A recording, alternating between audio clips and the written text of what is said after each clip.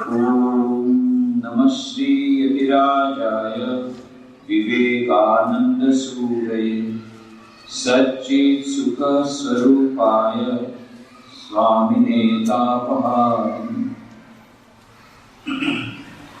आदरणीय श्री प्रवीण साहेब, आदरणीय श्री विपुल भाई, आदरणीय श्री छायाबेन, उपस्थित अन्य आचार्य श्रीओ, आचार्य श्रीओ, उपस्थित शिक्षक भाई बहनों અને વહાલી વિદ્યાર્થીની બહેનો, તમને બધાને મળીને મને ખૂબ જ આનંદ છે। આજે સ્વામી વિવેકાનંદ જો અહીંયા હોત બહુ પ્રસન્ન થાય। આટલી બધી બહેનો ભણી રહી છે અને હવે પાછી ભણાવશે, એ લોકો પાછી કેટલી બધી બહેનોને ભણાવશે। સ્વામી વિવેકાનંદને બહુ ચિંતા હતી। ત્યારે સ્વામી વિવેકાનંદ કહેતા હતા કે કોઈ પણ પક્ષી એક પાંખથી ઉડી શકે નહીં। તમે જોયું કોઈ પક્ષી એક પાંખથી ઉડે? જોયું? સ્વામી વિવેકાનંદ કહેતા હતા કોઈ પક્ષી એક પાંખથી ઉડી શકે નહીં। એવી જ રીતે આપણા દેશનો વિકાસ કરવો હશે તો જ્યાં સુધી નારી જાગરણ નહીં થાય, નારીઓનો વિકાસ નહીં થાય, ત્યાં સુધી આ દેશ જાગૃત નહીં થાય। અને નારી જાગરણ કેવી રીતે થશે? તો એમણે કહ્યું જ્યાં સુધી નારીઓ શિક્ષિત નહીં થાય ત્યાં સુધી નારી જાગૃત નહીં। અને સ્વામી વિવેકાનંદના સમયમાં તો માત્ર 1% બહેનો સાક્ષર હતી। અત્યારે પણ 50% બહેનો નિરક્ષર છે, પણ ત્યારે 99% બહેનો નિરક્ષર। એટલે સ્વામી વિવેકાનંદ જ્યારે વિદેશથી પાછા ફર્યા, વિશ્વ વિજય પ્રાપ્ત કરીને 1857માં સૌથી પહેલું એમણે કામ કર્યું કે નારી જાગરણ માટે, નારીઓની માટેની શૈક્ષણિક સંસ્થા શરૂ કરી। પણ એ શરૂ કરવા માટે તો કોઈ કુશળ આચાર્ય જોઈએ, કેળવણીકાર જોઈએ। એમણે ઘણો બધો પ્રયત્ન કર્યો, પણ કોઈ બેન એમને ન મળ્યા કે જે આનું સંચાલન કરી શકે। એટલે એમણે ઇંગ્લેન્ડમાં એમના શિષ્ય હતા મિસ મોર્ગેટ નોબલ, એમને સળગ પ્રસાદ આપ્યો। The whole world is burning with misery. Can you sleep? Let us call and call till the sleeping gods awake.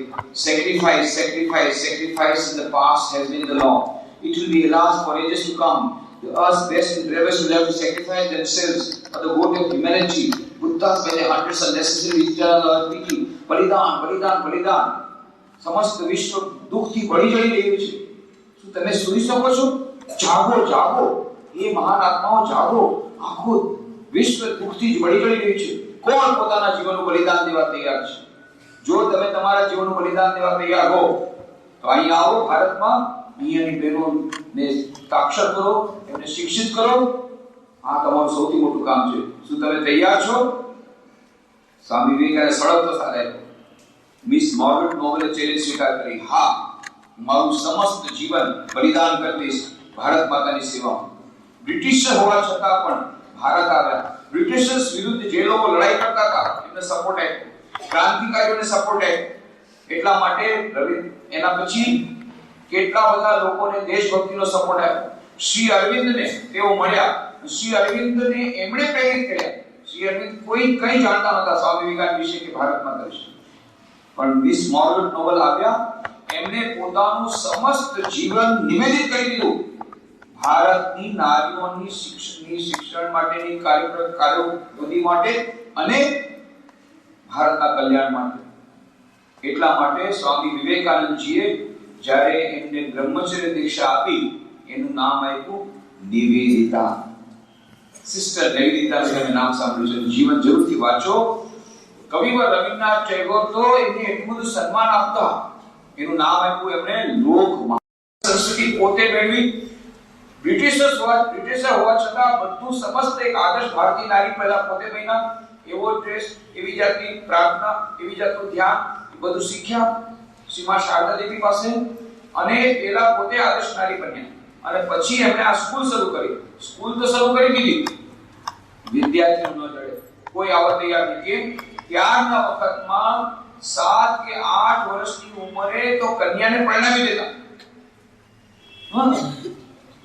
અને જ્યારે નિવેદિતા ગયા ઘરે ઘરે, તમારી દીકરીને મારી સ્કૂલમાં મોકલો, હું પોતે લઈ જઈશ, પોતે પાછી લાવીશ, એને જમવાનું આપીશ, એને ભણાવીશ, બધું હું કરીશ, કોઈ ફીસ નહીં, કોઈ ચાર્જ નહીં, કાંઈ નહીં। બધા લોકો કે શું આવડી મોટી દીકરીને ત્યાં તમારી સ્કૂલમાં મોકલવી 7 વર્ષની? હવે અમારે તો એને પરણાવવાની છે. લોકો મને શું કહેશે કે પરણાવવા લાયક કન્યાને તમે સ્કૂલમાં મોકલી દીધી? ના ના ના ના, મારી કન્યાને નહીં મોકલો. આવી સ્થિતિ ત્યાર નહીં. નિવેદિતાએ ખૂબ હાથ જોડ કરી બધાને ખૂબ વિનંતી કરી. માંડ 20-25 બહેનોને ભેગી કરી, નાની છોકરીઓ, અને એમાંથી સ્કૂલ શરૂ કરી. હવે એનું નામ આજે તો પછી ત્યાં નાનકડી સ્કૂલ શરૂ કરી. પોતે લાવે, પોતે લઈ જાય, પોતે એની સ્કૂલ એ લોકોને ભણાવે, પોતે એના માટે જમવાનું બનાવે, પોતે એને જમાડે, પોતે એની સેવા કરે. એ બધા એને જમવાનું આપે, પહેલા પાતળનો દોના હોય એમાં, અને પછી જ્યારે લોકો જમી લે પછી એક બાલટી લઈ અને બધા પાસે જાય, એમાં આ લોકો પેલો દોના નાખી દે અને પોતે એ સફાઈ કરે સ્કૂલની. આવી રીતે એમણે પોતાનું ફૂલ ડેડિકેશન આપ્યું, નિવેદિતા નામ પડ્યું. પણ કેટલી મહેનત કરવી પડી, માંડ આજકાલ તો કોઈ સ્કૂલ ખોલે તો એને ડોનેશન મળે, ઉપરાંત એડમિશન તો થાય. એડમિશન પહેલાના જમાનામાં ત્યારે વખતને એડમિશન માટે સામેથી નિવેદન કે તમે આવો, બહેનોને કે તમે બહેનોને મોકલો તમારી કન્યાઓને, હું કાંઈ ચાર્જ નહીં લઉં. અત્યારે તો ચાર્જ ને ઉપરથી ડોનેશન લે પછી, અને પાછું ફ્રી લોજિંગ બોર્ડિંગ, પાછું લાવવા લઈ જવાનું બધું હું કરું. અને તેમ છતાં માંડ 15-20 બહેનોથી શરૂઆત કરી, અને કેવું એનું ડેડિકેશન. એમાં એની પોતાની દરેકે દરેક કન્યાની એક ડાયરી રાખતા. શું લખે છે? વિદ્યુતબાલા નામની કન્યા. હા, એનો હવે આત્મવિશ્વાસ વધી રહ્યો છે, પણ એનું અંગ્રેજી જરા કાચું છે, મારે એના માટે પ્રયત્ન કરવા પડશે. પછી પ્રફુલ્લમયી હવે ધીરે ધીરે આત્મવિશ્વાસ મેળવી રહી છે, પરંતુ હજી પણ આત્મવિશ્વાસ એને વધારવાની જરૂર છે. આવી રીતે દરેકે દરેક કન્યાની અલગ અલગ ડાયરી રાખે, અને દરરોજની એનું રોજનીશીમાં એનું એ કરે કે કોણ કેટલું પ્રગતિ કરી રહ્યું છે. આટલી બધી વાત.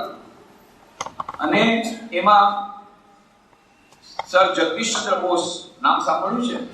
મહાન સાયન્ટિસ્ટ. એ નિવેદિતાને પોતાની માં માનતા. નિવેદિતા એને ખોકા કેને બોલાવતા. ખોકાની નાનું બાળક હોય ને, ખોકા. એવડા મોટા સાયન્ટિસ્ટ, એ ખોકા એ દીકે આવે, બગડે એ દીકે આવે, અહીંયા ખોકા.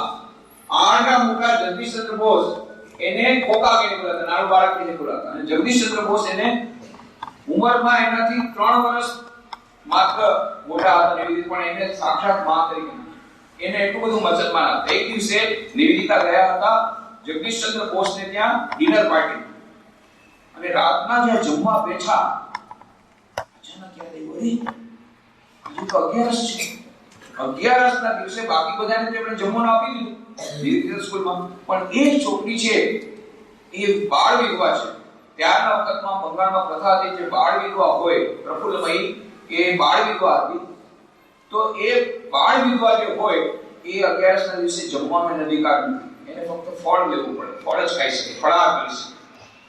એની યાદ આવી, અરે બાકી બધાને જમવાનું આપ્યું, પણ પ્રફુલ્લમયીને હું ફળાહાર લેવા તો ભૂલી ગઈ.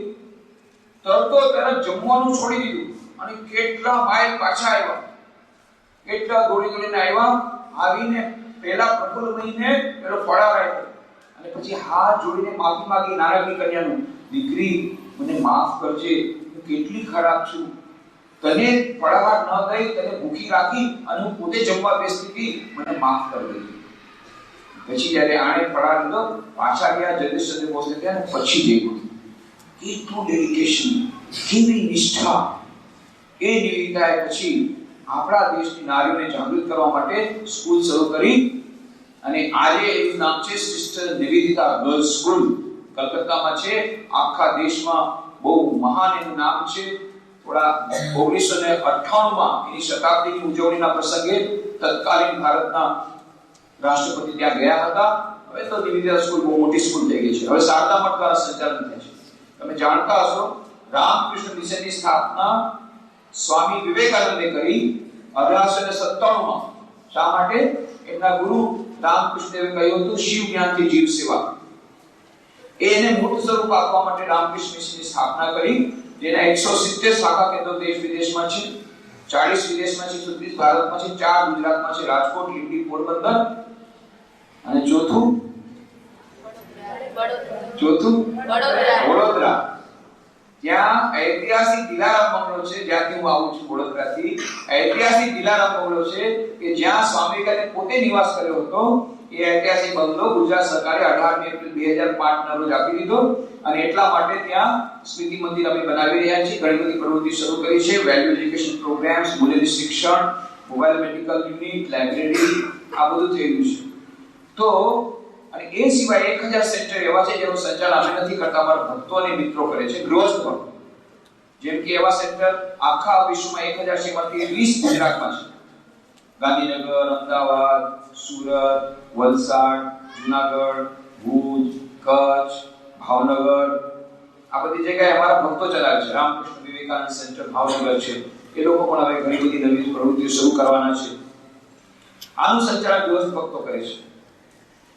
તો આ જે રામકૃષ્ણ મઠ મિશન છે એના દ્વારા ઘણી બધી hospital, indoor hospital, outdoor hospital, ઘણું બધું સેવા પ્રતિ 6000 શૈક્ષણિક સંસ્થાઓમાં 6 લાખ વિદ્યાર્થી ભણે છે.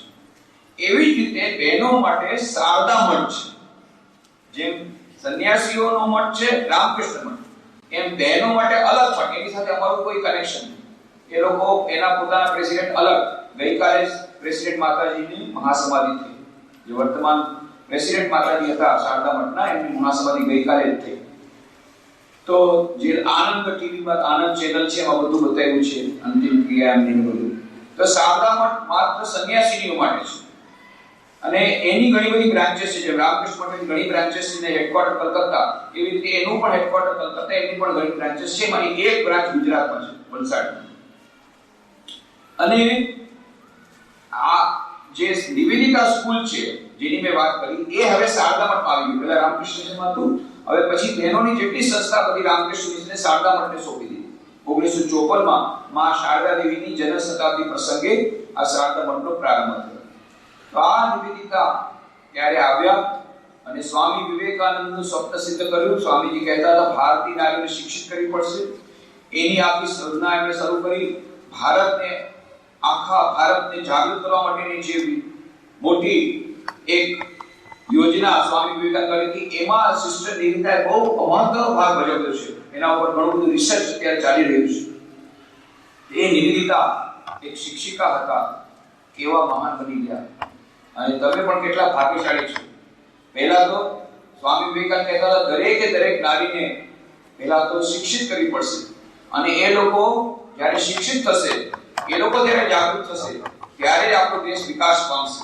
સ્વામી વિવેકાનંદની ઈચ્છા હતી, એમનું સપનું હતું કે ભારત એટલું મહાન થશે કે એની પ્રાચીન મહિમા મ્લાન થઈ જશે. એટલું મહાન થશે. કેટલો ભારત મહાન હતું દરેક ક્ષેત્રમાં. સ્વામી ચાહતા હતા દરેક ક્ષેત્રમાં ભારત ફરીથી મહાન બને. એના માટે સૌથી મોટી વાત છે નારી જાગૃતિ, નારી શિક્ષણ. અને એ નારી શિક્ષણ માટે તેઓ ચાહતા હતા કે વિશેષ પ્રકાર નારીઓ શિક્ષિત થાય. આજે તમને જોઈને એટલા માટે આનંદ થતો કે આટલી બધી બહેનો અહીંયા શિક્ષણ પામી રહી છે. અને પાછી આ કેવી વિદ્યાર્થીનીઓ છે જે આવતીકાલની શિક્ષિકાઓ છે. અને એક એક શિક્ષિકા પાછી એના જીવનમાં કમસે કમ 1000 વિદ્યાર્થી ભાઈ બહેનો નિર્માણ કરશે, ચારિત્ર્ય નિર્માણ કરશે. પણ કેવું નિર્માણ કરશે તો તમે જાણો. તમારી પાસે ક્લાસમાં દર વર્ષે 100 વિદ્યાર્થી આવશે, એટલે આખા જીવનમાં ઓછામાં ઓછા 1000 વિદ્યાર્થીઓ તમારા સંપર્કમાં આવશે.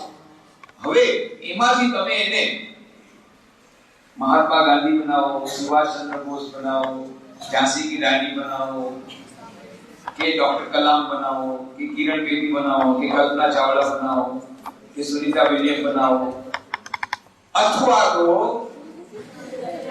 રાવણ બનાવો, કુંભકર્ણ બનાવો, હિટલર બનાવો, મુસોલિની બનાવો, બિન લાદેન બનાવો, ફુલદેવી બનાવો. આ બધું તમારા હાથમાં છે. આખા વિશ્વનું ભવિષ્ય તમારા હાથમાં છે.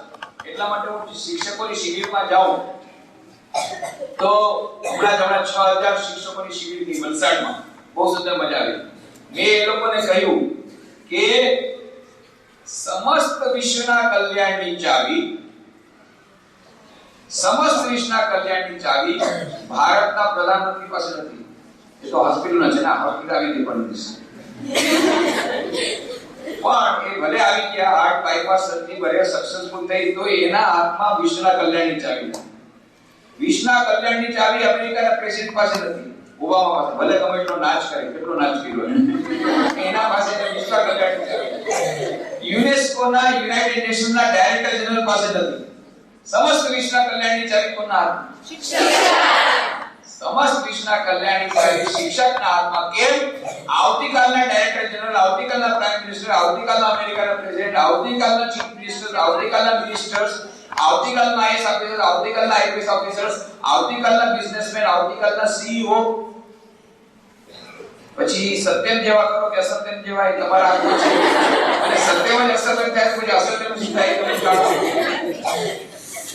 આ બધાય બિઝનેસમેન, આવતીકાલના આ બધાય નું નિર્માણ કોના હાથમાં?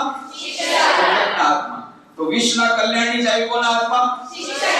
શિક્ષકના હાથમાં. તો તમે કેટલા મહાન છો વિચાર કરો. 16મી એપ્રિલ 2003 ના રોજ હું રાષ્ટ્રપતિ ભવનમાં હતો. ડોક્ટર એપીજે અબ્દુલ કલામ ત્યારે રાષ્ટ્રપતિ હતા, એમને મળવા ગયો હતો. એક વિડિયો સીડી અમે બનાવી છે. એ વિડિયો સીડીને હું ત્યાં આપવા માટે ગયો હતો. વિડિયો સીડી કેવી હતી? 13મી ફેબ્રુઆરી 2002 ના રોજ ડોક્ટર કલામ આવ્યા હતા પોરબંદર. ત્યારે હું પોરબંદરમાં હતો, વડોદરા નહોતો, પોરબંદરમાં. તો ત્યારે ડોક્ટર કલામ આવ્યા હતા. શેના માટે એમને બોલાવ્યા હતા? 26મી જાન્યુઆરી 2001 ના રોજ ભૂકંપ આવ્યો, તમે જાણો છો. એટલે તરત જ અમારું કામ છે રામકૃષ્ણ મિશનનું, ગમે ત્યાં કોઈ પણ વિપત્તિ આપત્તિ આવે તરત જ પહેલા દિવસથી અમે રાહત કાર્ય શરૂ કરી દઈએ. ભૂકંપ આવ્યો, અમારું કામ શું? ભીખ માંગવાનું. અને તરત જ અમે ભીખ માંગવાનું શરૂ કર્યું. અમારા જેટલા મિત્રો હતા અમેરિકામાં, મુંબઈ, કલકત્તા, બધે કહ્યું કે બહુ મોટો ભૂકંપ આવ્યો છે, મોટું કામ કરવું પડશે. અને આમ કરીને ભીખ માગીને 20 કરોડ રૂપિયા ભેગા કર્યા.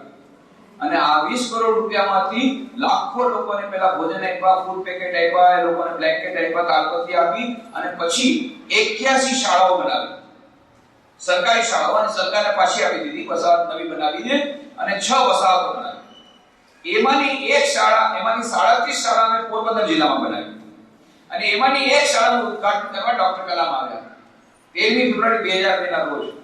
અને એ આવ્યા એટલા સિમ્પલ, એટલા નમ્ર.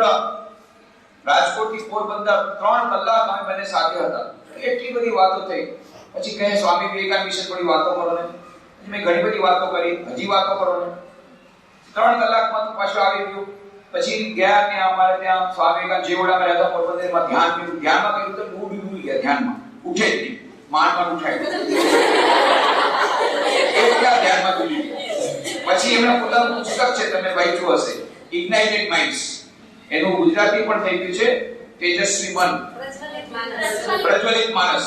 એ પ્રજ્વલિત માનસમાં લખે છે કે જ્યારે પોરબંદરમાં સ્વામી વિવેકાનંદ જેવડામાં ધ્યાન કરતા, જેવડામાં રહેતા હતા, ત્યાં હું ધ્યાનમાં એકદમ ખોવાઈ ગયો. I was lost in meditation. પછી એમને કહ્યું કે ભાઈ ત્યાં 3000 વિદ્યાર્થીઓ તમારી રાહ જુએ છે. વિવેકાનંદ હાઈસ્કૂલ જ્યારે લોકો શરૂ કરી હતી, વિવેકાનંદ વિદ્યા મંદિર.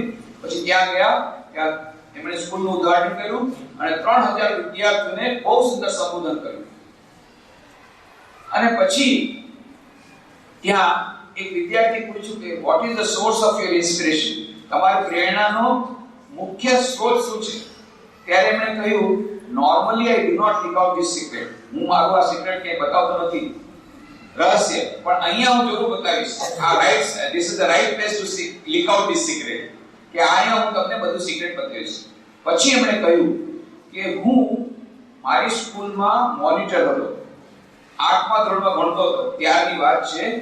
અમારા હેડમાસ્ટરે મને બોલાવ્યો અને કહ્યું કે જો આજે બધા વિદ્યાર્થીને ભેગા કરો અને મધરાતના 12 વાગે બધાએ રેડિયો કોમેન્ટરી સાંભળવાની. કેમ? 15મી ઓગસ્ટ 1947 ભારત આઝાદ થશે, ત્યારના વખતમાં ટીવી નહોતું, એટલે બધાએ રેડિયો કોમેન્ટરી સાંભળવાની. એટલે એમણે કહ્યું, હું મોનિટર હતો, બધા વિદ્યાર્થીઓ ભેગા કર્યા સ્કૂલમાં. રાતના અમે લોકો રેડિયો કોમેન્ટરી સાંભળી. અને જ્યારે સાંભળ્યું કે ભારતના પ્રથમ પ્રધાનમંત્રી ડોક્ટર પંડિત જવાહરલાલ નહેરુએ લાલ કિલ્લા પર તિરંગો જેટલો ફરકાવ્યો, એ બધી વાતો કોમેન્ટરી સાંભળીને મને બહુ આનંદ થયો. પણ કે ત્યારે હું ફક્ત કાબિલ જાણતો હતો, અંગ્રેજી હિન્દી કઈ જોતા જાણતો નહોતો, એટલે અમે એમની સ્પીચ ન સાંભળી, અમે સમજી ન શક્યા પ્રધાનમંત્રી, પણ અમને આનંદ. પછી ડોક્ટર કલામ કહે છે બીજે દિવસે મેં સમાચાર પત્રમાં બે ફોટા જોયા. પહેલા ફોટામાં બતાવ્યું હતું પંડિત જવાહરલાલ નહેરુ તિરંગો ઝંડો ફરકાવે છે લાલ કિલ્લા પર. એ ફોટો જોઈને મને બહુ આનંદ થયો. પણ પાસે એક બીજો ફોટોગ્રાફ હતો અને that photograph was my primary education, was my secondary education, was my college education and was my life education.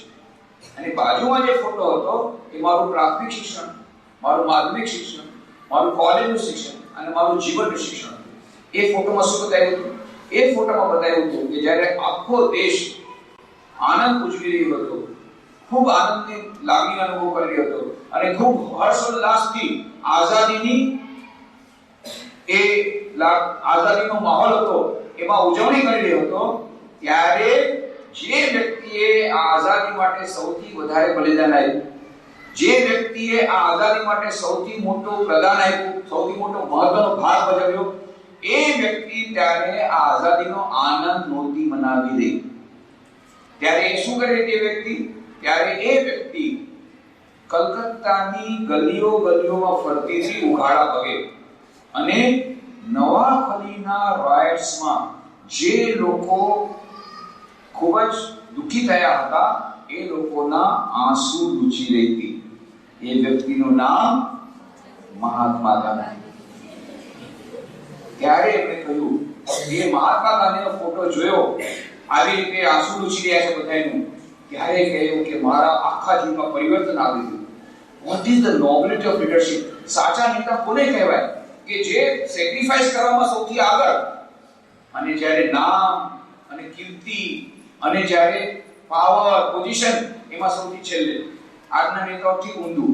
Power position ખુરશી માટે એવી ખેતકાણ કરે અને બલિદાન દેવામાં સૌથી પાછળ અને ખુરશી પકડવામાં આગળ. પણ સાચો નેતા કોણ હોય ત્યારે મને ખબર પડી. અને પછી 3000 વિદ્યાર્થીઓ સાથે બહુ સુંદર અમે વિચારોની આપલે કરી અને પછી ત્યારે અમે કહ્યું હતું કે ડોક્ટર કલામ ફક્ત ભારત રત્ન નથી, એ તો વિશ્વ રત્ન છે અને મહાન થશે. કારણ કે જ્યારે કારમાં અમે સાથે 3 કલાક હતા ત્યારે મેં જોયું કે એમની દેશભક્તિ, એમના સારા વિચારો, એમની નમ્રતા, આ બધું મેં જોયું. તો મારાથી બોલાઈ ગયું એ ભારત રત્ન નથી, એ તો વિશ્વ રત્ન છે, મહાન બનશે. 4 મહિનાની અંદર પ્રેસિડેન્ટ બની ગયા. કોઈ કલ્પના પણ નહોતી કરી કે ડોક્ટર કલામ પ્રેસિડેન્ટ બનશે, પણ એ રાષ્ટ્રપતિ બન્યા. રાષ્ટ્રપતિ જ્યારે બન્યા ત્યારે મેં કહ્યું, ઓહો, હવે તો રાષ્ટ્રપતિ બન્યા. ત્યારે તો કેટલા સિમ્પલ હતા, આટલી બધી વાતો કરી હતી. એટલું જ નહીં, પાછા પોરબંદરમાં ત્યાં અમારું સ્કૂલનું ઉદ્ઘાટન કરી, ગાંધીજીનું જન્મસ્થાન જોવા ગયા, કીર્તિ મંદિર. ત્યાંથી પાછા અમારા આશ્રમમાં આવ્યા, મારી સાથે જયમાં. અને પછી ત્યાંથી પ્રાસલામાં એક શિબિર હતી, પ્રાસલા નામની જગ્યા છે 100 કિલોમીટર, ત્યાં ગયા. ત્યાંથી પછી તેઓ રાજકોટ ગયા. રાજકોટથી સાંજના અમે ફ્લાઇટ લીધી અને ત્યાંથી ગયા બોમ્બે, અને બોમ્બેથી પછી મદ્રાસ, ચેન્નઈ. ત્યાં એવો અન્ના યુનિવર્સિટીના પ્રોફેસર થયા.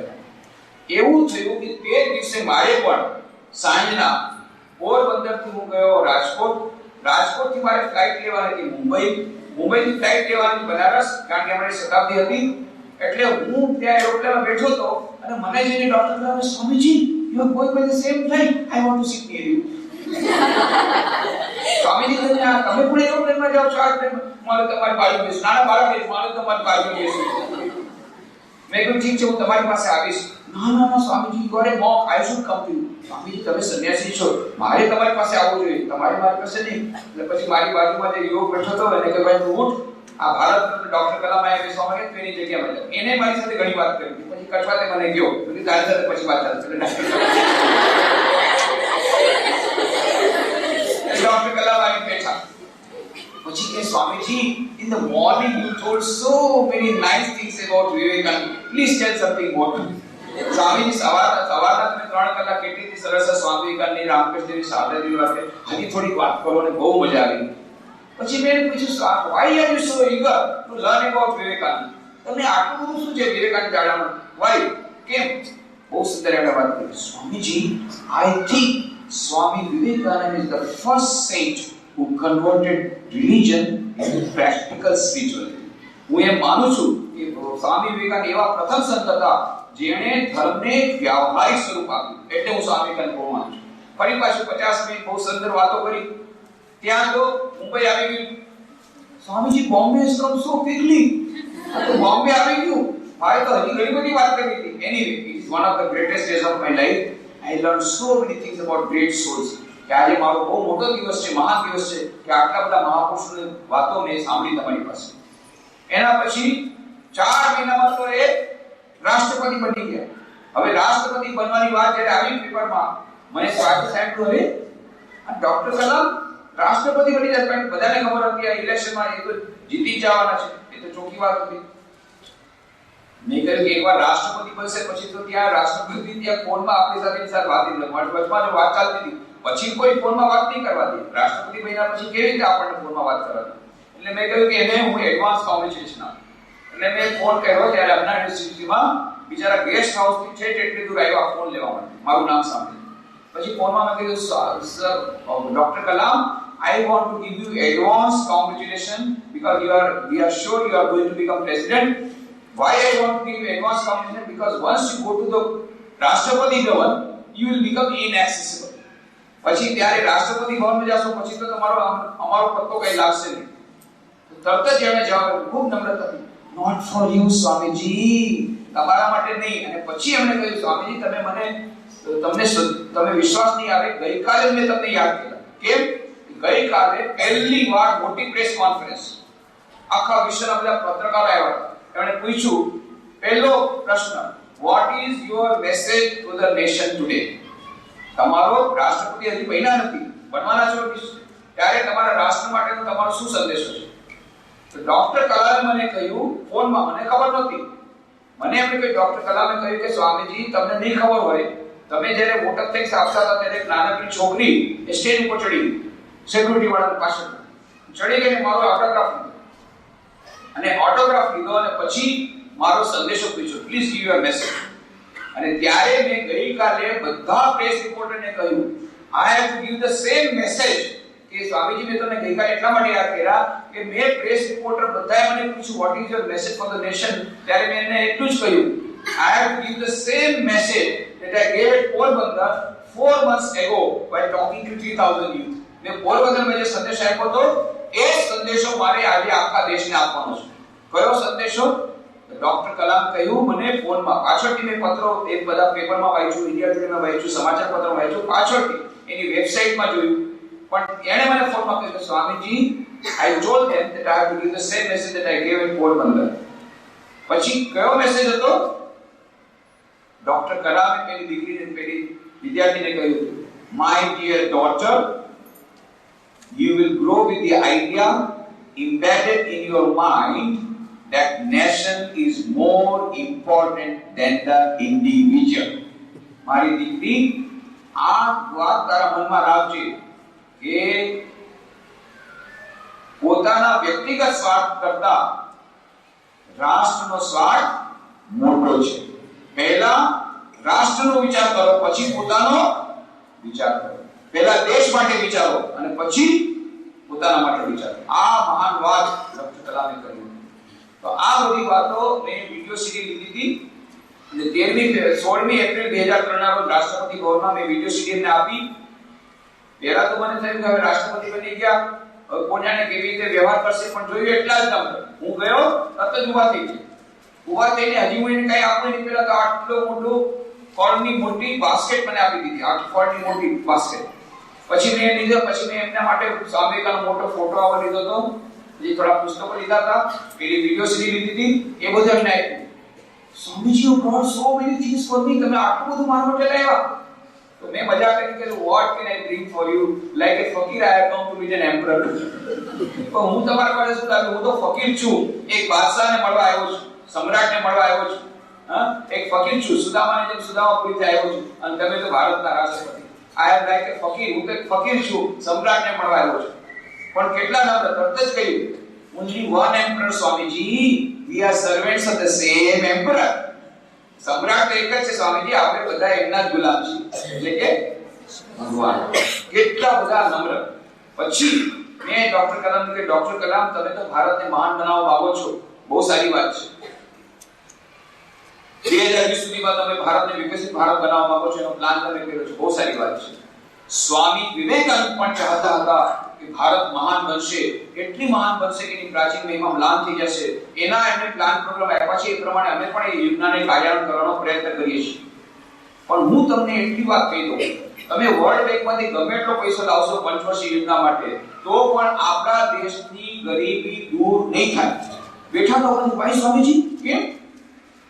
ફોર ધ સિમ્પલ રીઝન મેં કહ્યું કે પહેલાના પ્રધાનમંત્રી કહ્યું હતું કે તમે 1 રૂપિયો 5 યર પ્લાનમાં નાખો તો પહેલા જે ગામડાના ખેડૂત પાસે માત્ર 15 પૈસા પહોંચે છે, બાકી બધા વટમાં ખવાઈ જાય. મિનિસ્ટર થોડાક નાખે, પીડીઓ ડીડીઓ ઓફિસર આ બધું લાંચ લેતા પેલા ખેડૂત પાસે 15 પૈસા પહોંચે. તો મેં કહ્યું કે પહેલાના પ્રધાનમંત્રી કહ્યું હતું કે તમે 1 રૂપિયો 5 યર પ્લાનમાં નાખો તો માત્ર 15 પૈસા ગામડા ખેડૂત પાસે પહોંચે છે. ઘણા વર્ષો પહેલા કહ્યું હતું. મને લાગે છે 5 પૈસા નહીં પહોંચતા, અને એ 5 પૈસા પહોંચે ત્યાં તો ખેડૂત આત્મહત્યા કરી લે. એટલી વાર લાગે પેલા ખેડૂત આત્મહત્યા કરી લે. કેટલી બધી યોજનાઓ છે ખેડૂતો માટે, ગરીબો માટે, પણ આ યોજનાનો લાભ કોઈને મળતો નથી. અને પછી મેં ડોક્ટર કલામ કહ્યું, ડોક્ટર કલામ એમ નહીં માનતા કે હું સમાચાર પત્રમાંથી બધી વાત કરું છું. હું પોતે 10 વર્ષ બિહારમાં હતો, હવે ઝારખંડ થઈ ગયું, રાંચીમાં હતો, અને ત્યારે પટના જતો. મેં પોતાની આંખોથી જોયું છે, ચીફ મિનિસ્ટરના પ્રિન્સિપલ સેક્રેટરી એના ટેબલ પર એક ચાર્ટ હતો, એના ઉપર કાચ હતો, કાચની નીચે ચાર્ટ હતો, ટ્રાન્સફરના 5 લાખ, નવી પોસ્ટના 8 લાખ, બધું સ્ટેન્ડર્ડ રેટ છે, એમાં કોઈ જાતની છેતરપિંડી નથી. તમે ટેબલની નીચેથી નગદ 5 લાખ રૂપિયા આપો એટલે 24 કલાકમાં તમારો ટ્રાન્સફર. દુનિયાની કોઈ ગવર્નમેન્ટ આટલી એફિશિયન્ટ નથી જેટલી બિહાર ગવર્નમેન્ટ. 24 કલાકમાં તમારો ટ્રાન્સફર ઓર્ડર આવી જાય. પેલો પ્રિન્સિપલ સેક્રેટરી હેલિકોપ્ટરમાં ચીફ મિનિસ્ટરની પાસે ફાઇલ લઈને જાય ને ત્યાં હેલિકોપ્ટર સાઈન કરાવી. પણ નગદ રૂપિયા દેવા પડે ટેબલની નીચે. અને આમાં કોઈ સ્ટેન્ડર્ડ રેટ છે, કોઈ જાતની છેતરપિંડી નથી. 5 લાખમાં કેટલા મિનિસ્ટર જશે, કેટલા ઓફિસર જશે, બધું એ લોકોનું કેલ્ક્યુલેશન છે, પર્સન્ટેજ વાઇઝ બધું ફિક્સ છે. કારણ કે સ્ટેન્ડર્ડ રેટ છે. હવે રોજ કેમ કોણ આવી બધી માથાકૂટ કરે? Standard rate 5 lakh transfer, 8 lakh નવી પોસ્ટિંગ, બધું સ્ટેન્ડર્ડ. તમારે કોઈ છેતરપિંડી નથી. આ હું જોઈને આવ્યો છું. એટલે મેં ડોક્ટર કલામ કહ્યું, આ જ્યાં સુધી કરપ્શન આપણા દેશમાં છે, ભ્રષ્ટાચાર છે, ટ્રાન્સપરન્સી ઇન્ટરનેશનલ દ્વારા સર્વે કરવામાં આવ્યો કયા મહાન દેશો છે જ્યાં ભ્રષ્ટાચાર સૌથી વધારે છે. એટલે 10 દેશોની યાદી આપણે બનાવી છે જ્યાં ભ્રષ્ટાચાર સૌથી વધારે છે. અને આ 10 દેશોમાં એક દેશનું નામ છે મેરા ભારત મહાન. એટલા માટે મેં ડોક્ટર કલામને કહ્યું કે આ ભ્રષ્ટાચાર એટલો બધો વધારે છે કે તમે ગમે એટલી પંચવર્ષીય યોજના કરશો ને ગમે એટલી જીડીપી ગ્રોથ થશે. 2003 માં મેં કીધું તો આજે જો 9.5% આપણી જીડીપી ગ્રોથ થઈ ગઈ લાસ્ટ યર, અને તેમ છતાં 22% લોકો ગરીબી રેખાની નીચે. જે મેં વાત કરી ત્યારે સાચી પડી 5%. બીજું તમે ગમે એટલું વધારો, પંચવર્ષીય યોજના વધારો, આ વધારો, તમે જીડીપી ગ્રોથ વધારો, પણ ગરીબ તો ગરીબ જ રહેવાનો છે. કેમ? કરપ્શન એટલું બધું છે કે એની વિકાસની યોજનાઓની આખી જે એની યોજનાઓનો જે લાભ એ ત્યાં સુધી પહોંચતો નથી. Vote is the solution Swamiji? આનું સમાધાન શું છે? મેં કહ્યું only one solution. What we should have done on 15th August 1947 we should do it now. જે આપણે 15મી ઓગસ્ટ 1947 ના કરવું જોતું હતું એ આપણે હવે તરત કરવું પડશે, તો જ આપણે બચી શકીશું. શું? સ્વામી વિવેકાનંદ કહ્યું હતું, education alone is the panacea of all our ills. આપણી જેટલી સમસ્યાઓ એનું એકમાત્ર સમાધાન છે શિક્ષણ, શિક્ષણ, શિક્ષણ. પણ કેવી જાતનું શિક્ષણ? વર્તમાન શિક્ષણ પદ્ધતિમાં જેવું શિક્ષણ દેવામાં આવે છે એવું શિક્ષણ નહીં. એવું શિક્ષણ સ્વામી વિવેકાનંદ કહેતા હતા, what we want is man making education, character building education. મનુષ્ય નિર્માણકારી શિક્ષણ, ચારિત્ર્ય નિર્માણ વાળું શિક્ષણ આપણે લેવાનું છે. અને હું ક્યારેક મજાકમાં કહું છું, આપણે અત્યારે મોટા ભાગની સંસ્થાઓમાં કેવું શિક્ષણ આપી રહ્યા છે? રાક્ષસ નિર્માણકારી શિક્ષણ, demon making education, terrorist making education. આ આતંકવાદીઓ આપણી કોલેજ સ્કૂલ કોલેજમાં ભણ્યા છે, એમાં એન્જિનિયર પણ આ બધા આપણી સ્કૂલ કોલેજમાં ભણેલા, આ બધા આતંકવાદી. એને આપણે કેવી રીતે ટ્રેનિંગ સરસ આપી છે, એટલું સરસ બોમ્બ બ્લાસ્ટ કરે, સિરિયલ બોમ્બ બ્લાસ્ટ કરતા આવડે, કેટલું સરસ શીખ આપણી સ્કૂલ કોલેજ, કેવું સરસ શિક્ષણ આપણે એ લોકોને આપ્યું છે. આ બધા આપણી શિક્ષણ પદ્ધતિ રાક્ષસ નિર્માણકારી શિક્ષણ. રાક્ષસ એટલે પેલા બે સિંગડાવાળા રાક્ષસ નહીં, પેલા ટીવીમાં તમે જુઓ છો. આ તો મોડર્ન રાક્ષસ છે, સફારી શોમાં આવે મોડર્ન રાક્ષસી બનારસી સાડીમાં આવે. આ મોડર્ન રાક્ષસ અને રાક્ષસી મોડર્ન ડ્રેસમાં આવે. આ રાક્ષસી કોણ છે? રાક્ષસ એટલે કોણ? ભર્તૃહરિ નામના મહાન વિદ્વાન થઈ ગયા. એમણે કહ્યું આપણા સમાજમાં 4 પ્રકારના મનુષ્યો છે. નીતિ શતકમ નામનો ગ્રંથ લખ્યો. એમણે કહ્યું 4 પ્રકારના મનુષ્યો. કયા કયા પ્રકારના મનુષ્યો? એતે સત્પુરુષાઃ પરાર્થ ભટકા સ્વાર્થાન પરિત્યજ્ય સામાન્યસ્તુ પરાર્થમ ઉદ્યમાવૃત સ્વાર્થ અવિરોધેને તેભિ માનુષરાક્ષસાઃ પરહિતમ સ્વાર્થાય નિઘ્નન્તિ ये निघ्नन्ति निरर्थकम परहितम ते के न जानीमहे. 4 પ્રકારના મનુષ્ય. નંબર 1 સત્પુરુષ. એ કેવા હોય? પોતાની જાત ઘસીને બીજાની સેવા કરે. સત્પુરુષ. બીજા સામાન્ય મનુષ્ય પહેલા પોતાનો સ્વાર્થ જુએ, પછી બીજાની સેવા કરે. પછી બીજાને સેવા કરે, બીજાનો ફાયદો પહોંચાડે. પહેલા પોતાનો ફાયદો જુએ, પછી બીજાનો ફાયદો જુએ. ત્રીજા માનુષ રાક્ષસાઃ. દેખાય છે મનુષ્ય જેવા, પણ છે રાક્ષસ. કેવા હોય? પોતાના નાનકડા સ્વાર્થને ખાતર બીજાનું ગમે એટલું નુકસાન કરવા તૈયાર થાય. એનું નામ માનવ રાક્ષસ. ક્યાં જોવા પડે? તમારા પાડોશમાં છે.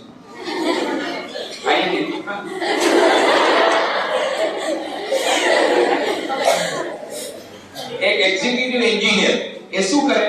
ટેબલની નીચેથી 10 લાખ રૂપિયા લે. ઉપરથી નહીં, નીચે 10 લાખ રૂપિયા લે લાંચ. અને પેલા એન્જિનિયરને કે કોન્ટ્રાક્ટરને તું તારે સિમેન્ટમાં જેટલી રેતી ભેળવ, પણ મને 10 લાખ દે. અને પેલો એન્જિનિયર પછી શું કરે? સિમેન્ટમાં રેતી જ રેતી હોય, સિમેન્ટમાં ઓછી હોય, અને ચેક ડેમ બનાવે. સરકારનો ચેક ડેમ બને. પછી શું થાય? આમાં તો રેતી જ રેતી. વરસાદ જોરદાર આવે, ડેમ ધરાશયી થાય, હજારો બેઘરબાર થઈ જાય, સેંકડો લોકો મરી જાય, દેશને કરોડોનું નુકસાન થાય. पर पहले इंजीनियर શું કે? कोई बात नहीं, मेरा तो मकान बन गया, 10 लाख के दे दिया भाड़ में. આનું નામ માનવ રાક્ષસ. હું જ્યારે રાજકોટમાં હતો, રામકૃષ્ણ સંપાદન કરતો હતો, ત્યારની વાત છે. અમારા એક ભક્તબેન મહિલા હતા, એ મુંબઈ ગયા હતા. એમના પરિસ્થિતિને લીધે કે રાજકોટના ડોક્ટર કહ્યું આને સ્પેશિયલિસ્ટ બતાવવા પડશે, મુંબઈ લઈ જવા પડશે. મુંબઈ ગયા. પાછા એને સ્વામીજી સાચું કહું, ત્યાં મુંબઈ જઈને પેલા ડોક્ટર સ્પેશિયલિસ્ટ પાસે ગયા, બહુ મોટા ડોક્ટર. એમણે પહેલો પ્રશ્ન શું પૂછ્યો? એ ના પૂછો શું તકલીફ છે, કેટલા વખતથી તકલીફ છે, ક્યાં તકલીફ છે, કાઈ નહીં. પહેલો પ્રશ્ન પૂછો ખર્ચો કેટલો કરી શકશો, બજેટ શું છે. પહેલા બજેટ તમે કહો, બજેટ પ્રમાણે બીમારી બતાવશે. તમારું 3.5 લાખ રૂપિયાનું બજેટ છે તો ચિંતા નહીં કરો. અમારું 3.5 લાખનું પેકેજ છે.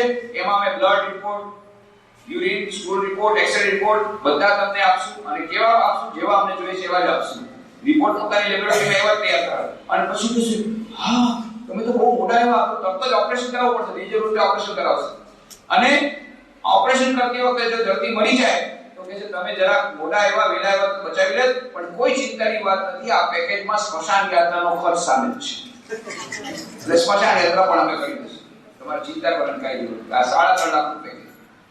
આ ડોક્ટર માનવ રાક્ષસ. ડોક્ટર, એન્જિનિયર, બિઝનેસમેન, સત્યમ અસત્યમ, હવે જેલમાં છે. આવા કેટલા બધા. એક શેઠજી હતા, રાતો રાત કરોડપતિ બને. કેવી રીતે? ડાલડામાં ગાયની ચટણી ભેળવતા. કેટલા લોકો બીમાર પડી ગયા, પણ એ તો એનું તો કે મારું તો કરોડપતિ બની ગયું. એક મીઠાઈની દુકાન વાળો 7 માળની હવેલી બનાવી 2 વર્ષમાં રાયપુરમાં, છત્તીસગઢમાં. પેલા એ રાંચી વાત કરીને આ છત્તીસગઢમાં કેવી રીતે મીઠાઈમાં પ્લોટિંગ પેપર ભેળવી.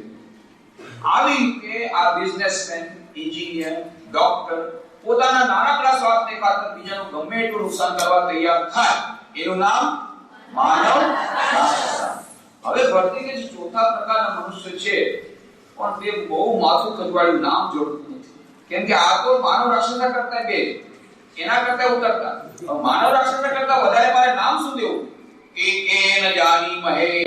એનું નામ મને નથી આવડતું, કામ બતાવી દો. ત્રીજા પ્રકારને આવા હોય, પોતાના નાનકડા સ્વાર્થને ખાતર બીજાનું ગમે એટલું નુકસાન કરવા તૈયાર થાય. ચોથા પ્રકારના મનુષ્ય એવા છે, પોતાનો કોઈ ફાયદો ન થતો પણ બીજાના નુકસાનમાં જ એને આનંદ આવે. કોઈના ઘરમાં આગ લાગે, ના આપો, અરે પણ તને કાંઈ ફાયદો નહીં, ના એના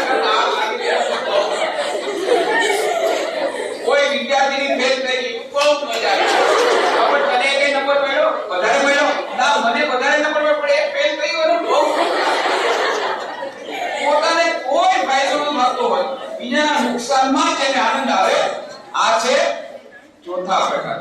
આ ચાર પ્રકારના મનુષ્યની વાત ભરતી કરે છે અને મેં હમણાં લેટેસ્ટ રિસર્ચ કરી જે પાંચમા પ્રકાર બને છે. કદાચ ભરતી સમય બની ગયો. હવે એનું નામ નહીં આપી શકું કે ન જાણી મેં નામ તમે આપો કામ બતાવ્યું.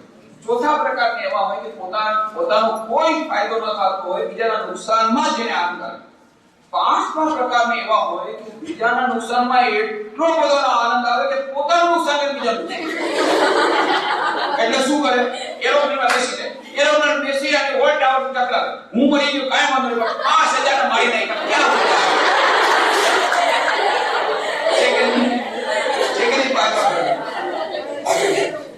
તમે સંકવાળી વાર્તા તો સાંભળી છે. મારી એક આંખ ભલે ફૂટી જાય, ભલે હું આંધળો થઈ જાઉં, પણ પડોશી આંધળો થઈ જાય, મરી જાય. ક્યાં આખી રાત હું નહોતી આવી. હે શોખ લાવ્યો હું અને મકાન બને એના, હું શોખ લાવ્યો અને મકાન બને એના. મારું એક મકાન, પડોશીના બે મકાન બની ગયા. પડોશીના બે મકાન બની ગયા. અને પછી શંખ દેવતાને પ્રાર્થના કરી, હે શંખ દેવતા, મારા જો તમે મારા પર કૃપા કરો, મારા મકાન જે કૂવો બની જાય, એના મકાન જે કૂવો બની ગયો, એના મકાન બે કૂવો. એ સંકેત જો મારા પર પ્રસન્ન હો, મારી એક આંખ ફોડી નાખે, એની એક આંખ ફૂટી ગઈ, આંધળો થઈ ગયો. અને પેલો બંને આંખે આંધળો થઈ, કૂવો પર મળી ગયો. હા આવે મજા.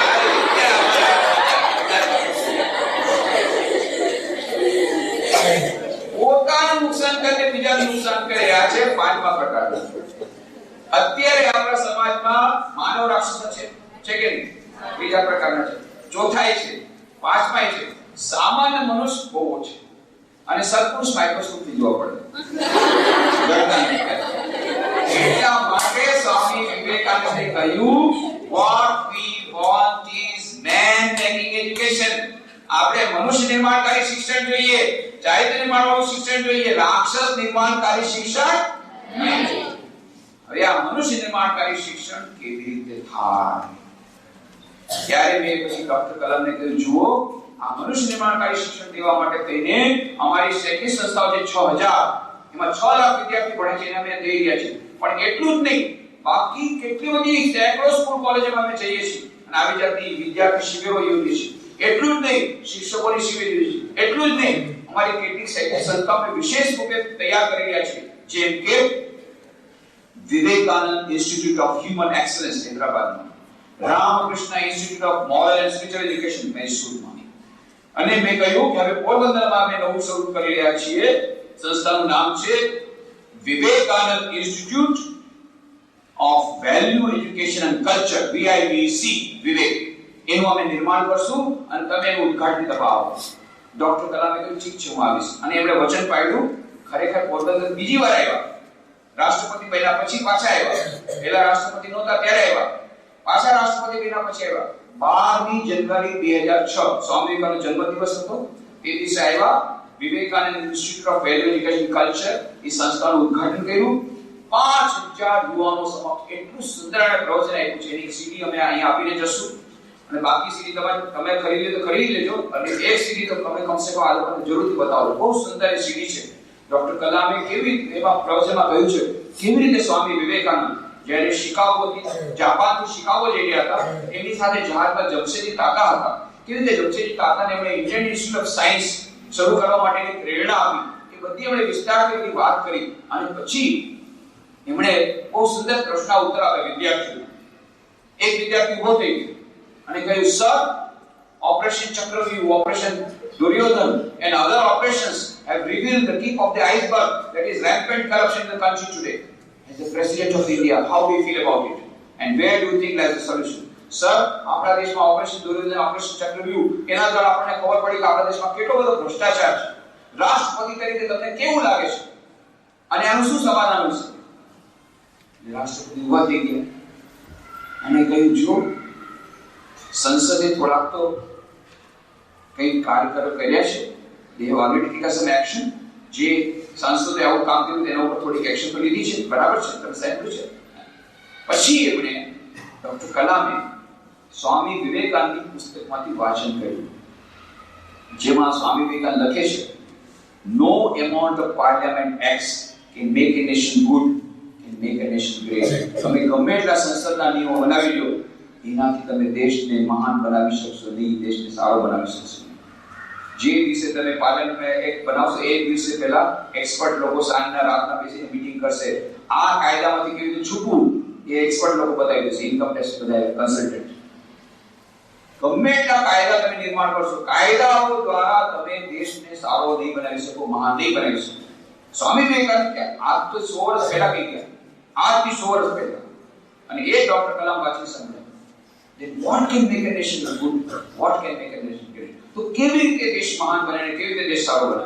ફરી વાંચ્યું એમણે ડોક્ટર કલામે સ્વામી વિવેકાનંદ ફરી પાછું વાક્ય લે, એના પછીનું વાક્ય વાંચીને સંભળાયું. શું કહે છે Swami Vivekananda? Only a large number of good enlightened citizens can make a nation good and can make a nation great.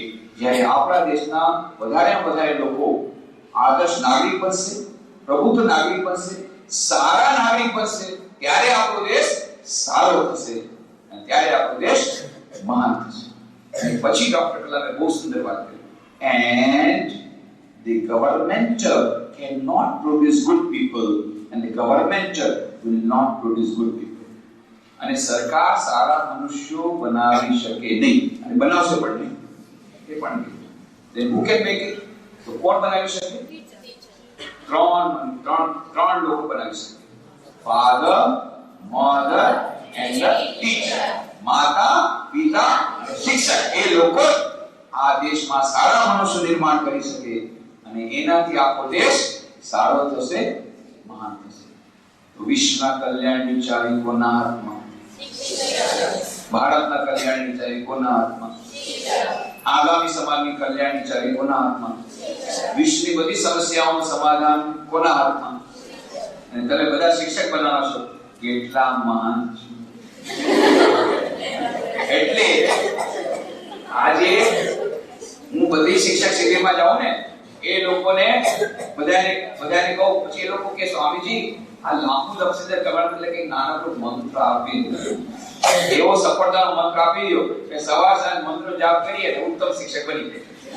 આ લાંબુ લક્ષિત નહીં કરો. મેં ઠીક છે, હું તમને મંત્ર આપી દઈશ, પણ એ મંત્રનો જાપ તમારે દરરોજ સવારના ઉઠીને 10 વાર કરવાનો અને રાતના સૂતી વખતે કરવાનો. તૈયાર છો? હા તૈયાર છે. આપો મંત્ર. નોટબુક પર નોટબુક ખોલવાની કાંઈ જરૂર નથી. આ મંત્ર છે, યાદ લેવો છે. તો મંત્ર બધાને જેમ સાંભળો છો? સક્સેસ મંત્ર. તો એ લોકો પણ તમારી જેમ કે હા. પછી હું સક્સેસ મંત્ર સંભળાવું. મંત્ર સાંભળી લ્યો ધ્યાનથી. I am a teacher.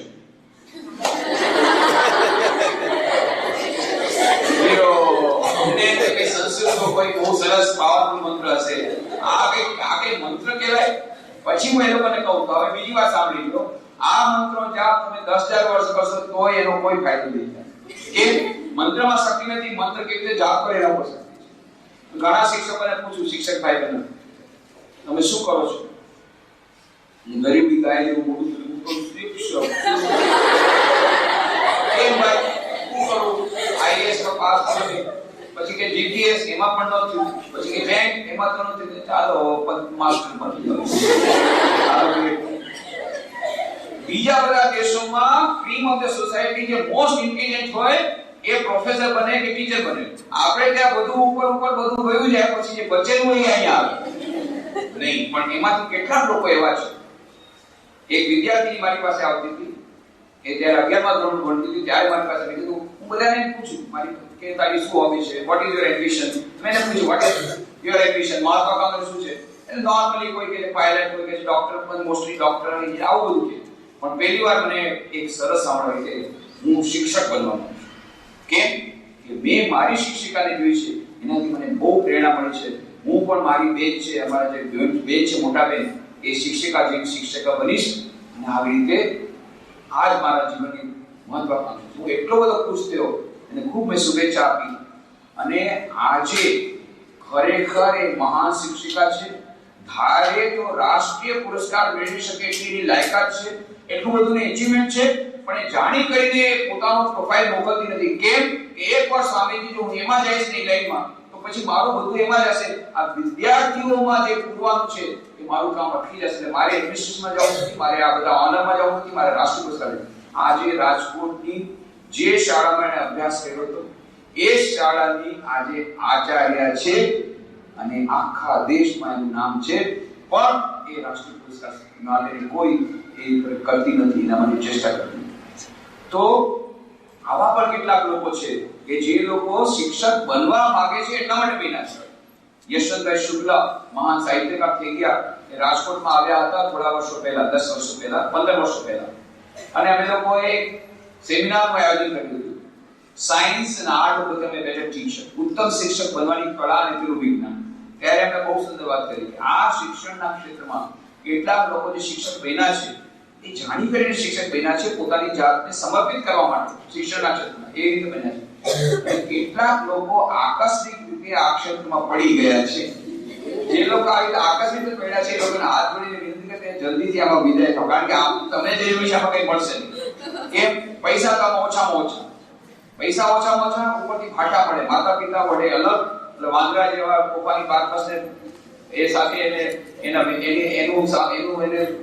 Control કરવું બહુ મુશ્કેલ. એ અલગ વાત, મુશ્કેલ કામ કરો, વળી મા બાપનું પણ સાંભળો, વળી પ્રિન્સિપાલનું સાંભળો, વળી પાછું આ બધું ચેતના ચાલે, થેન્કલેસ જોબ. એટલા માટે જો તમારે પૈસા અને પદ એ જ તમારા માટે જીવનમાં મહત્તા હોય અને તમારે બલિદાન કરવાની ઈચ્છા ન હોય, ત્યાગની સેવાની ભાવના ન હોય, તો આ ક્ષેત્ર તમારા માટે. જેને જીવનમાં ત્યાગ અને સેવાને અપનાવ્યા છે કે મારું જીવન બલિદાન કરવા માંગુ છું આવતીકાલના ભવિષ્યના ભારત માટે અને ભવિષ્યના કલ્યાણ માટે, તો એ શિક્ષક બને. બાકી પૈસામાં બહુ ઓછા છે અને ભાષા વધારે ખાવાના છે. પણ તો એવી રીતે હું જ્યારે કહું કે ભાઈ કે શું કરો છો, તો કે શિક્ષક તો છું, ગરીબી ગાયનું મોઢું કરે. એટલે હું પછી કહું છું, જો તમે આ મંત્રનો જાપ કરશો, આઈ એમ એ teacher, I am a teacher. Within bracket, how miserable I am. હું શિક્ષક છું, કેટલું દુર્ભાગ્ય છે મારું. હું તો શિક્ષક છું. જો આવી રીતે મંત્ર જાપ કરશો તો નુકસાન થશે, ફાયદો નહીં. પરંતુ જો તમે એમ કહેશો, I am a teacher, within bracket, how great I am. And how responsible I am. હું શિક્ષક છું, કેટલો મહાન, કેટલી મહાન, આખા વિશ્વના કલ્યાણની ચરણી મારા, બધી સમસ્યાઓ ચાલી મારા જેવું જવાબદાર દુનિયામાં કોઈ નથી. હું શિક્ષક છું, હું શિક્ષિકા છું. આવી જાતનો ગૌરવનો અનુભવ બનો તો એ મંત્ર તમે 10 વાર પત્ર જાપ કરશો, આઈ એમ એ ટીચર, આઈ એમ એ ટીચર, આઈ એમ એ ટીચર, એનાથી જે પાવર પડશે. હું શું બુદ્ધિ છું? ના, આજે મારી બુદ્ધિ કામ નથી કરતી, હું બુદ્ધિ નથી. તો શું છું? મન નથી, બુદ્ધિ નથી, શરીર નથી. તો હું આ બધાથી પર મારી અંદર જગદંબા રહેલી છે, મારી અંદર આત્મા રહેલો છે, એની અંદર અનંત શક્તિ રહેલી છે. આનાથી આત્મવિશ્વાસ આવશે અને હંમેશા યાદ રાખવાનું, એ આત્મવિશ્વાસ આવશે, ખૂબ આનંદ મળશે. સવાર સાંજ આવી રીતે નિયમિત ધ્યાન કરવું, પ્રાર્થના કરવી, સત્સંગ કરવો, આનાથી આત્મવિશ્વાસ વધશે, અંદરની જગદંબા જાગૃત થઈ જશે. રાજયોગ, ભક્તિયોગ, જ્ઞાનયોગ, ચોથું મોસ્ટ ઇમ્પોર્ટન્ટ સૌથી કર્મ. જે કઈ કર્મ, અત્યારે તમે વિદ્યાર્થી છો, વિદ્યાર્થીની તરીકે તમારો સદર્વ છે અભ્યાસ કરવો. કેવી રીતે અભ્યાસ કરવો? એકાગ્રતાપૂર્વક અને નિષ્ઠાપૂર્વક અભ્યાસ કરવો. અને યાદ રાખવાનું, આ અભ્યાસ જે કરું છું એ કર્મ નથી, કર્મ યોગ છે. આ પણ ભગવાનની પૂજા છે, ઈશ્વરની પૂજા છે. તો આવી રીતે તમે કર્મ યોગ કરો, બીજાની સેવા કરો, નિસ્વાર્થ સેવા કરો. આ કર્મયોગ, આ 4 ઉપાય મેં બતાવ્યા. એના દ્વારા અંદરની જગદંબા જાગૃત થશે. જે સૂઈ ગઈ છે અંદરની સિંહણ જાગૃત થઈ જશે. અત્યારે પોતાને ઘેટું માની રહી છે. પેલી જે નાનકડી સિંહણ એ શું માનતી હતી? પોતે પણ જ્યારે તળાવના પાણીમાં જોયું ત્યારે ખબર પડી હું સિંહણ. એવી રીતે જ્યારે આપણે ધ્યાન કરશું, ચિદાનંદ શિવોહમ શિવોહમ, હું તો જગદંબા છું, મારી અંદર જગદંબાની અનંત શક્તિ છે, એમ કરીને તમે જ્યારે ધ્યાન કરશો તો તમને ખબર પડશે, અરે હું તો સિંહણ છું, હું તો ઘેટું નથી, મારી અંદર આત્માની અનંત શક્તિ છે. આ તમને ક્યારે ખબર પડશે? જ્યારે તળાવના પાણીમાં પડચાઈ જશે. તળાવના પાણીમાં જોવાનો અર્થ શું થાય? ધ્યાન કરો, ધ્યાન કરો, પ્રાર્થના કરવી. આ 4 યોગનો સમન્વય કરો, એનાથી તમને આત્મજ્ઞાન મળશે, એનાથી તમારામાં આત્મવિશ્વાસ આવશે, આત્મનિર્ભરતા આવશે. ચોથી વાત, આત્મસંયમ. આત્મસંયમની મેં વાત કરી હતી. પોતાના મનને કેવી રીતે નિયંત્રિત કરવું? આપણું જીવન જેટલું નિયમિત થશે એટલું આપણું મન એકાગ્ર થશે. અને 5મું છે આત્મત્યાગ. આત્મત્યાગનો અર્થ નથી બધા મારી જેમ સંન્યાસી બની જાવ. તમે લોકો તો સંન્યાસી બનવા માંગતો તો જરૂર બનો, શારદા મઠમાં જાઓ, વલસાડમાં જઈને સંન્યાસી બની જાઓ, પણ બધા તો બની નહીં શકે. ત્યાં એ લોકો ગ્રેજ્યુએટ સિવાય લેતા નથી, પેલા ગ્રેજ્યુએટ બનવું પડે. પણ તમારે જીપીસી પાસ કરી લ્યો તો પણ કદાચ લે ખરા, કદાચ ફર્સ્ટ ક્લાસ હોવું જોઈએ, મિનિમમ ફર્સ્ટ ક્લાસ. પણ બધાય સંન્યાસી બની શકે નહીં, બધાને સંન્યાસી બનવાની જરૂર પડે. આપણા દેશમાં સાચા સંન્યાસી અને સંન્યાસીની જરૂર છે, એમ સાચા સારા શિક્ષકોની પણ જરૂર છે. અને તમે બધા તો શિક્ષિકા બની રહ્યા છો, આદર્શ શિક્ષિકા બનો. આદર્શ શિક્ષિકા બનશો તો એક શિક્ષિકા આદર્શ બનશો તો હજારો તમારે અંદરમાં કેટલી સંન્યાસીને તમે બનાવી શકશો, કેટલી ડોક્ટર બનાવી શકશો, કેટલી એન્જિનિયર બનાવી શકશો, કેટલી તમે મહાન દેશભક્ત બનાવી શકશો. તો તમે મલ્ટીપ્લિકેશન ફેક્ટર છે તમારું. તમે પોતે તો મહાન બનશો એટલે સ્વામીએ મંત્ર આપ્યો, બી એન્ડ મેક. પહેલા પોતે મહાન બનો પછી બીજાને મહાન. પણ પહેલા પોતે મહાન બનવું હોય એના માટે ત્યાગ કરવો પડે. સેવા અને ત્યાગ આ બે મહાન મંત્રો છે, એને સ્વીકારવા પડે, થોડું બલિદાન દેવું પડે, થોડી મહેનત કરવી પડે. એના માટે તમારે ત્યાગ માટે તૈયાર રહેવું પડે. તો બધાને મળીને ખૂબ આનંદ થયો. સમય મારે જેટલો લેવાનો હતો એના કરતાં 10 મિનિટનો સમય વધારે લઈ લીધો છે, એટલે પ્રશ્નોત્તરી મને કરવાની બહુ ઈચ્છા હતી અને દરેક જગ્યાએ હું 2 કલાકની પ્રશ્નોત્તરી કરું છું. પણ આજે તો પ્રશ્નોત્તરી નહીં થાય, કારણ કે મારે પાછો બીજો કાર્યક્રમ છે, તમારો પણ સમય ઉપર થઈ ગયો છે. એટલે જેમ મેને વાત કરી એવી રીતે આપણે કરીએ છીએ. આ કાર્યક્રમ પૂરો થાય પછી બધી બહેનો મારી પાસેથી એક નાનું પુસ્તક હું ભેટ રૂપે આપીશ, પણ નિઃશુલ્ક આપવાની વાત સ્વામી વિવેકાનંદે ના આપવાની છે. કોઈ પણ મફત મને આપો નહીં, તમારે ઘણા પુસ્તક આપવા. એટલે મેં શું કર્યું કે 78 રૂપિયાનો પુસ્તકનો સેટ 50 રૂપિયામાં એક નાનું પુસ્તક હું નિઃશુલ્ક આપીશ. ના, નિઃશુલ્ક નહીં આપું, એના બદલામાં મારે તમારી પાસેથી કંઈક જોઈએ, પૈસા નથી જોતા. તમારે મારી પાસેથી જ્યારે તમે પુસ્તક હાથમાંથી લ્યો ત્યારે મનમાં મને કહેવાનું, આ પુસ્તક હું જરૂરથી વાંચીશ. આટલું તો આપી શકો વચન? આ વચન જે આપશે એ જ મારા પાસેથી પુસ્તક લેશે. મનમાં મને કહેવાનું એટલે શું થાય, કદાચ ન વાંચે પછી પાછું તમારે એક ના મનમાં ગિલ્ટી કોન્શિયસ થાય, એ સ્વામીજીને મેં કીધું તો વચન આપ્યું, મનમાં વચન બહાર. અને તમારું પોતાનું નામ બોલવાનું અને પ્રણામ નહીં કરવાના, ફક્ત નમસ્કાર કરવાના. કેમ? આમાં સ્વામી વિવેકાનંદનો ફોટો છે, એ ફોટો એ લઈને તમે મને પ્રણામ કરો બરાબર નહીં. એટલે નમસ્કાર કરવાના, પોતાનું નામ બોલવાનું અને આ પુસ્તક હાથમાં લેવાનું, મનમાં પણ કહેવાનું પુસ્તક જરૂરથી વાંચીશ. અને સાથે સાથે બીજું ઉમેરવાનું, હું શિક્ષિકા બનીશ ત્યારે બધાને આ પુસ્તક બચાવીશ. બી એન્ડ મેક. પહેલા પોતે મહાન બનો, બીજાને મહાન કરો. પોતે વાંચો, બીજાને બચાવો. આ પુસ્તકો વાંચવાથી અદ્ભુત પરિવર્તન આવશે. ઇલેક્ટ્રિક શોક લાગશે, ઇલેક્ટ્રિક શોક. મારી વાત નથી, સ્પેન્ડ મનીષ રોમન વગેરે સ્વામી વિવેકાનંદ પુસ્તકો વાંચું છું, મને ઇલેક્ટ્રિક શોક લાગે છે. સિસ્ટર નિવેદિતાનું જીવન વાંચો. અને બીજી એક વાત કહેતા હું ભૂલી ગયો, અત્યારે ટાઈમ નથી, માં શારદાનું જીવન અદ્ભુત જીવન છે, એ વાંચો. સિસ્ટર નિવેદિતા કહેતા હતા કે ભારતીય નારીનો આદર્શ પાત્ર છે માં શારદા દેવી, જેમાં પ્રાચીન મહિમા, પ્રાચીન નારી છે સીતા, સાવિત્રી, દમયંતી, એના બધા આપણને સદગુણો મળે. અને અર્વાચીન જે પાશ્ચાત્ય નારીના બધા સદગુણો એક સાથે તમને માં શારદામાં જોવા મળે. માં શારદાનું સંક્ષિપ્ત જીવન તમે જરૂરથી ખરીદજો, વાંચજો. અહીંયા હું લઈને જઈશ. પછી માતૃવાણી, માં શારદાના નાના નાના વચનોનો સંગ્રહ છે, એ દરેક બેને વાંચવા જેવું છે. માતૃવાણી અને માં શારદાનું જીવન અને સિસ્ટર નિવેદિતાનું જીવન સંક્ષિપ્ત, આ 3 પુસ્તકો બધાએ વાંચવાના. એના સિવાય આ 78 રૂપિયાનો પુસ્તકનો સેટ, એમાં શિક્ષક છે જ્યોતિર્ધર. શિક્ષક વિશેની ઘણી બધી વાતો હું ન કહી શકું, એ બધી વાતો એ પહેલા પુસ્તકમાં તમને મળી જશે. શિક્ષક તો છે જ્યોતિર્ધર એ પુસ્તક, અને એની સાથે એકાગ્રતા અને ધ્યાન, આધુનિક માનવ શાંતિની શોધમાં, શક્તિદાયી વિચાર અને સર્વાંગી વ્યક્તિત્વ વિકાસ, સફળતાનું રહસ્ય, આ બધા પુસ્તકોનો સેટ તમને મળી જશે.